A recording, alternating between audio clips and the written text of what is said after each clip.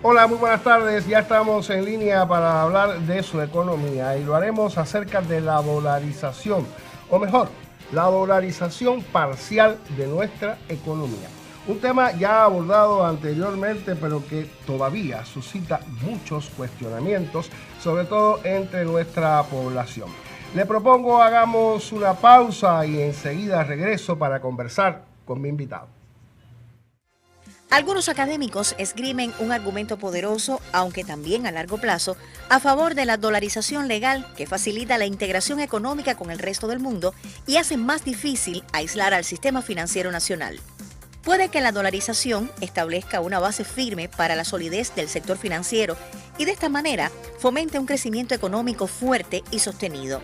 Se aduce que la dolarización se percibirá como un cambio institucional irreversible hacia condiciones de baja inflación, responsabilidad fiscal y transparencia.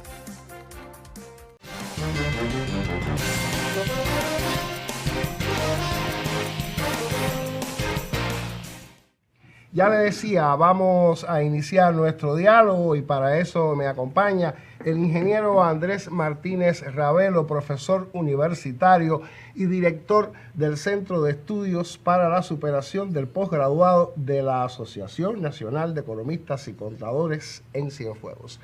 Andrés, se impone una primera pregunta. Gracias por acompañarme, ante todo, aunque desde casa de nuestros habituales. Se impone una primera pregunta. ¿Es un fenómeno la dolarización o un problema?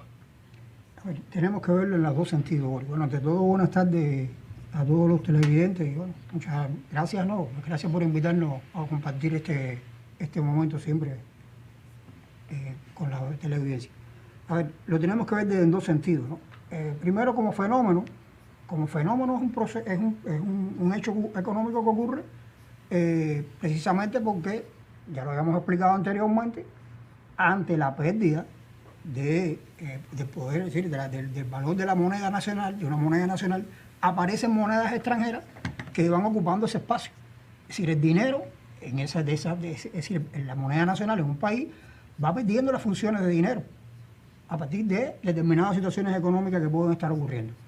Y que esa pérdida de las funciones de dinero, que puede ser como valor de uso, es decir, como valor de uso y valor de cambio, ¿no? Pero primero como medio de pago, en segundo lugar como medio de acumulación y en tercer lugar como patrón de referencia para los precios. Bueno, en la medida que se va perdiendo esas funciones que tiene el dinero, los nacionales emigran a buscar otra moneda. Eso es un fenómeno. Una moneda que realmente respalde ese poder que su moneda perdió. ¿Bien? Moneda vista como mercancía. Por eso decía, valor de uso y valor de cambio. ¿Ya? Tiene moneda. La moneda es una mercancía que tiene respaldo. Es una mercancía especial, decía mal. Es una mercancía especial. Usted la utiliza como mercancía para adquirir otras mercancías. ¿Ya? Entonces, cuando esa mercancía pierde su valor, sus funciones, el fenómeno aparece. Puede estar provocada por determinados elementos. En el caso cubano, específicamente, está dado por asuntos que tienen que ver con la situación misma de la economía cubana, la crisis económica, vamos a llamarla así con los nombres que tiene, dada por un desequilibrio macroeconómico, dado por asuntos que tienen que ver con una inflación galopante que hace que la moneda pierda su valor, ¿correcto? Dado por un determinado decrecimiento de la economía, el PIB no crece, o el crecimiento del PIB no es suficiente para lo que requiere la demanda de la población. Por tanto, como fenómeno, está ahí. El hecho está ahí. Ahora, ¿y puede aparecer espontáneamente, Andrés? Puede aparecer espontáneamente y es lo que ocurre normalmente. Hay países, por ejemplo, Panamá. Panamá está dolarizado. ¿Desde qué año? Desde que se fundó. ¿Cuál es el origen de Panamá? Porque esto es un fenómeno, Boris, que ha sido poco estudiado, porque cada uno tiene sus características en cada país, como ocurre, como fenómeno de dolarización. La literatura económica incluso es bastante escasa en este sentido. Y en el ámbito nacional creo que estamos llamados desde la academia a investigar más, para investigar y aportar más al fenómeno cubano. De ese que estamos diciendo, desde el punto de vista técnico, para adecuarlo a las condiciones cubanas. Te decía el caso de Panamá. Panamá es un país dolarizado oficialmente desde el año 1903, cuando Panamá se independiza de Colombia. Es decir, aparece la República de Panamá con un canal, con un dueño, y por supuesto asume la moneda que en ese momento tenía y circulaba más, que era el dólar. Es decir, es un fenómeno ahí, no pudiéramos decir espontáneo, es un fenómeno que a partir de no tenían moneda. El Balboa era una moneda casi y siempre ha sido una moneda ficticia. Hay otros países. El caso de Ecuador. En el caso de Ecuador tiene que ver precisamente por la crisis económica que ocurre en Ecuador. Pero aparece también de manera espontánea inicialmente, porque las personas van a buscar y a respaldar su moneda, sus transacciones con una moneda que sea fuerte. Y entonces el modelo que se impuso en ese momento era un modelo de asumir el dólar de manera oficial. Y yo digo la palabra oficial, Boris, porque tú, y cuando hablaba del programa, tú decías parcial. No es el caso cubano. Estamos hablando en Cuba de un fenómeno parcial, ¿ya? Es decir, de una dolarización parcial. Y este es el caso de Argentina, que ahí es de facto. De facto. Se llama así, que es de manera espontánea. De facto, las personas van a buscar refugio en el dólar. De facto. Entonces, son tres situaciones diferentes. En el caso de Argentina no es una dolarización oficial, es una dolarización parcial, pero es una dolarización parcial de facto. Ahora, Andrés, Cuba tiene una característica, y lo conversábamos incluso, y es que recibimos una buena cantidad de remesas, vamos a decirlo de esa manera, y esas remesas son precisamente en dólar, porque tenemos una comunidad cubana bastante amplia que utiliza esta moneda fuera de las fronteras nacionales. Por eso yo te hablaba de la espontaneidad en ese caso. Si este fenómeno era un fenómeno espontáneo o sencillamente se trataba de una estrategia de gobierno que lleva a recaudar toda esa divisa, que es un dinero que nos hace falta, indudablemente, sobre todo para las transacciones en el exterior, aunque por razones de bloqueo no las podemos utilizar. O sea que hay un grupo de contradicciones que pudieran generar un problema. Incluso la poca literatura económica que existe en cuanto a la dolarización habla de problemas, de que es un problema en un país que puede revertirlo, o sea, soluciona el problema y regresa al uso de su moneda. Yo te propongo, para poder llegar aquí a algo, empezar por la primera pregunta, ¿fenómeno o problema? Ajá, nos quedamos en el problema. Los problemas realmente pueden provocar asuntos que después desigualdad puede provocar, es decir, devaluación progresiva de tu moneda, es decir, como problema es diferente, es decir, el fenómeno provoca problemas. La aparición de tasas informales incluso también. De tasas informales y demás. Ahora, estrategia o desesperación. Sí. Bueno, yo creo que en el caso cubano es una estrategia. Según la CEPAL, para poder llevar a cabo la dolarización, tiene que estar respaldada por un plan o una planificación que permita la creación de bienes y servicios.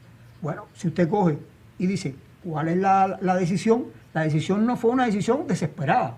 La decisión es una decisión apoyada en una estrategia de gobierno o un programa de gobierno para poder resolver los problemas de desequilibrio económico que existe en el país, macroeconómico que existe en el país. Ahora, ¿hasta dónde esa estrategia y esa planificación está siendo efectiva?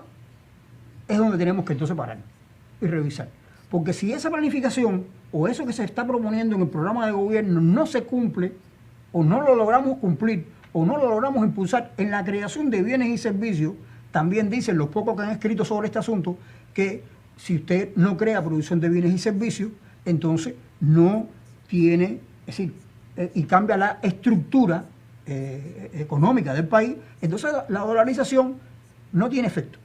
La dolarización tiene un efecto que puede provocar problemas, como la dependencia y la pérdida de soberanía y demás que puede tener un país. Por tanto, como estrategia, sí es una estrategia. Lo que pasa es que esa estrategia, como estrategia, hay que llevarla a cabo. ¿En qué? En la producción de bienes y servicios. Y lo otro que preguntaba, la remesa. Bueno, la remesa forma parte de esa estrategia. ¿Cómo recaudar esa remesa que no es tan solo de Estados Unidos?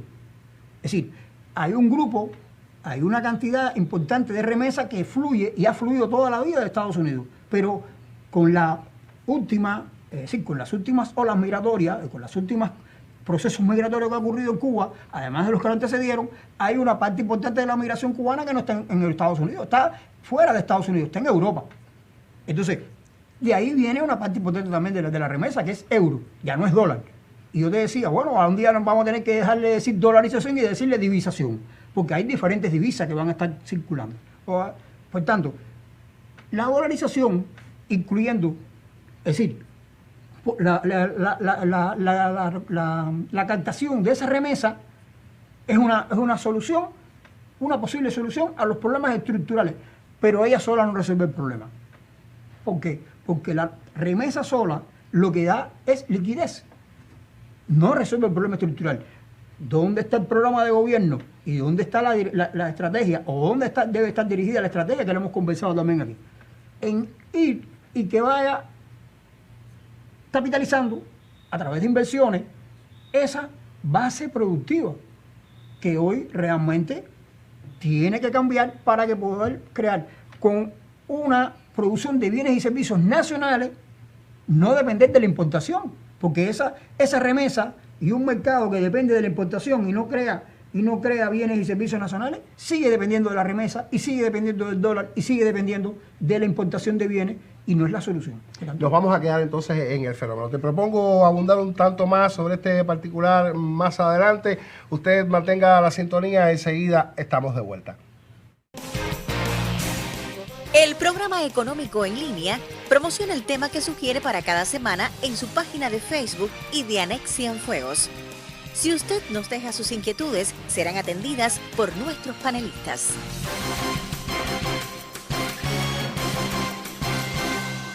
Estamos de regreso y ya le decía, se trata, Andrés, de una estrategia, se trata de una medida desesperada.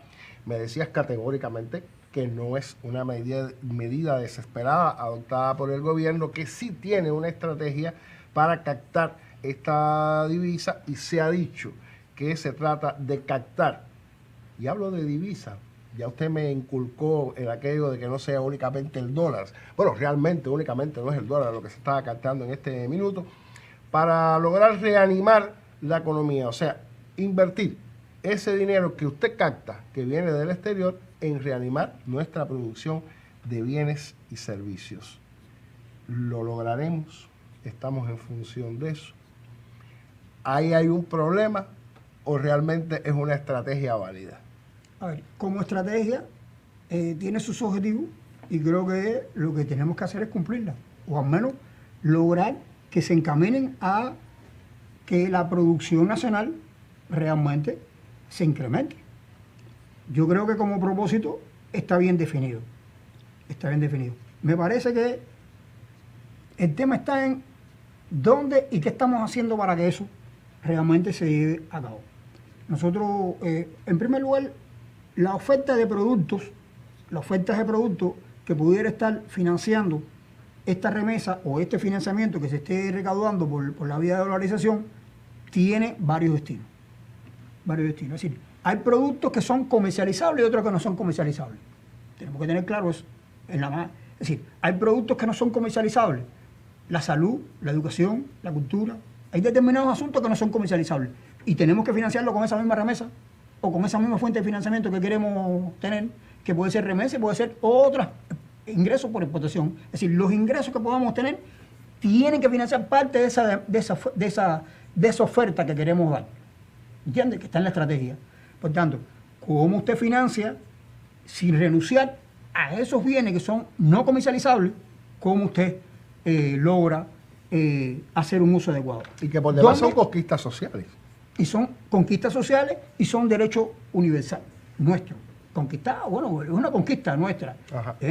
No nacieron ahí, no estaban ahí cuando por sí solos. Hay quien piensa que eso está ahí y ya, no hay problema. No, nacieron con la revolución y se han garantizado a través del programa el programa de desarrollo económico y social cubano, del proyecto que estamos construyendo. Por tanto, renunciar a eso sería hacer otra cosa que no es la que estamos haciendo ahora. Por ejemplo, hay países que logran resolver ese asunto yéndole a hacer recortes sociales. Lo que hizo Milei con la motosierra no es más nada que irle arriba al recorte social para equilibrar el déficit. Es así, ¿no? Por tanto, fue a productos no comercializables que tenía una garantía con esa riqueza de bienes materiales que tú pudieras estar teniendo. Ahora, ¿dónde está el asunto? Es que nosotros pongamos de verdad y que seamos eficientes y que logremos que inversiones que tienen que estar haciéndose en la parte productiva comercial tengan la efectividad y que cumplan con la factibilidad que se esté previendo. Es el caso de inversiones en la producción de alimentos, es el caso de inversiones en el turismo que realmente repercutan en la creación de nuevas fuentes. Es decir, no es tan solo que venga el turista, sino que el turista ingrese, que el turista además lo hagamos de manera eficiente hacia la economía nacional. Es el caso de otros asuntos, otras producciones que también están en la estrategia que nosotros tenemos que estar revisando, que tenemos que estar asesorando en el caso de la academia, ¿no? Pero que las autoridades, los decisores tienen que estar en función de que se logre que la producción de bienes y servicios en esos sectores supla ese proyecto social, en primer lugar, que nosotros estamos construyendo. No puede ser que, por ejemplo, y tenemos que revisarlo, que en municipios como, y vamos a la microeconomía, a la microeconomía no porque es macro, pero sí a lo territorial, a lo local. Hay municipios nuestros que son deficitarios. Eso es un ejemplo de los problemas que tenemos. Municipios nuestros que son deficitarios. La mayoría son deficitarios. ¿Bien? ¿Por qué son deficitarios? Porque no somos capaces de cumplir los gastos sociales que tenemos y todos los gastos que tiene de gobierno con los ingresos que puede estar generando la base productiva ahí. Porque no hay una base productiva. Ese es el ejemplo. Y vayamos a un municipio Cruce. ¿Cómo Cruce logra resolver los problemas que tiene desde el punto de vista de los servicios que tenemos que garantizar básicos con la producción de bienes y servicios que tiene ahí? Y tiene otros elementos que tenemos que empezar a revisar. Por ejemplo, ¿cómo logramos nosotros revisar asuntos que se han revisado aquí con el tema de la evasión fiscal? ¿O cómo logramos insertar más que esas formas productivas, esas nuevas formas de propiedad privada y cooperativa se inserten más con la empresa estatal socialista para que cree de conjunto más ingresos para el municipio? Creando más ingresos para el municipio, bueno, podremos ir equilibrando poco a poco el déficit fiscal que puede estar en el país o que existe hoy en el país. Por tanto, no es una medida que yo te puedo decir, sí, la estrategia, no, ya, resuelve el problema, no, la estrategia lleva, vamos, como digo yo, como nos aprendió, le enseñó a decir una persona, pico y pala. Lleva mucho trabajo y lleva realmente a veces desaprender y aprender. Desaprender. ¿Qué es lo que tenemos que desaprender? Y Boris, creo que eso es un tema que lo hemos estado viendo. Nosotros tenemos que entender que el mercado existe. No porque lo entendamos, es que el mercado objetivo reconocido en nuestro lineamiento de la política económica y social del partido en el año 2017 y después refrendado en el año 2021 en el 8º Congreso. Es una categoría económica por demás. Bueno, lo que pasa es que nosotros a veces decimos que el mercado y entonces lo confundimos con el proyecto social cubano. El mercado está ahí. Existió antes del socialismo y existirá después del socialismo. Por tanto, entendamos que existe el mercado y que el mercado tiene leyes y que el mercado tiene formas de funcionar. Eso es lo primero. En segundo lugar, me parece que tenemos que entender que el modelo socialista cubano requiere de transformaciones y ha requerido transformaciones, refrendado en el sexto Congreso, en el séptimo Congreso, en el octavo Congreso del partido. Y esas transformaciones incluso fueron refrendadas en la Constitución de la República de Cuba. Porque realmente estaba en función de eso. Una es la propiedad privada. Entonces, nosotros tenemos que lograr que esa propiedad privada no, ¿verdad? Como que es de manera discriminatoria. Yo he visto algunos compañeros que dicen, yo no es que tenga nada en contra de la propiedad privada, pero... Entonces yo digo, bueno, si yo dijera, yo no tengo en contra nada de los gordos, pero... Entonces yo soy un antigordo, ¿no? No tengo nada en contra de los calvos, pero... En el pero estar en contra. Entonces en el pero está lo ideológico. Entonces, si nosotros no superamos eso, nosotros no lograremos entonces que esa base productiva por la cual estamos apostando, que forma parte de la estrategia, Boris, que haya una complementariedad entre el sector privado y el sector estatal, entre el sector privado y el sector cooperativo, entre el sector cooperativo y el sector estatal, entre el sector cooperativo y el sector privado. Eso nosotros no lo lograremos. Me parece que son temas que llevan muchas transformaciones, por eso decía, tenemos que aprender y tenemos que desaprender muchas cosas. Andrés, te propongo hagamos una pausa. Me quedan algunas cuestiones y que propiamente en el diálogo me han suscitado algunas dudas. Usted mantenga la sintonía, enseguida estamos de vuelta. Se tienen bien identificados los riesgos al asumir una dolarización de la economía. Citemos, por ejemplo, que los países se muestran reacios a retirar su propia moneda, un símbolo de identidad nacional, para escoger la de otro país. Desde el punto de vista práctico, es casi seguro que habrá resistencia política y que probablemente sea fuerte. El país que dolarice su economía cederá toda posibilidad de tener una política monetaria y cambiaria autónoma, comprendido el recurso al crédito del Banco Central para facilitar liquidez al sistema bancario en sustitución de dificultad.